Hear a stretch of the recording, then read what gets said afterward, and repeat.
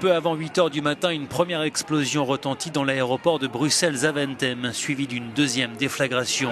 Ce sont les premières images de l'attentat. À l'intérieur de l'aéroport règne un chaos indescriptible. Des corps jonchent le sol, de nombreuses personnes sont en sang. Des blessés ont les jambes arrachées. Il y avait des clous dans les bombes actionnées par des kamikazes.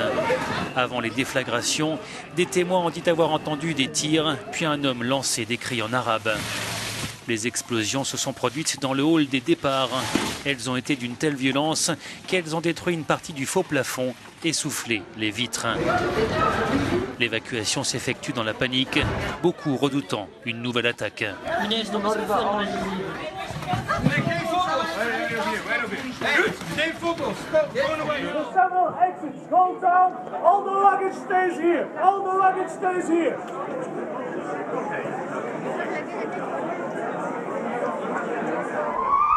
S'ensuit un balai incessant d'ambulances. Des voyageurs trouvent refuge sur le tarmac, alors que d'autres s'éloignent de l'aéroport avec leurs valises. De nombreux rescapés sont rassemblés dans un gymnase. Ils sont aujourd'hui des centaines à être bloqués à Bruxelles. L'aéroport de Zaventem restera fermé ce mercredi. À l'intérieur, la police scientifique a entamé un travail délicat. Cet attentat a fait au moins 14 morts et une centaine de blessés, dont plusieurs sont dans un état grave. Le bilan aurait pu être encore plus lourd. Une troisième bombe a été retrouvée par les enquêteurs.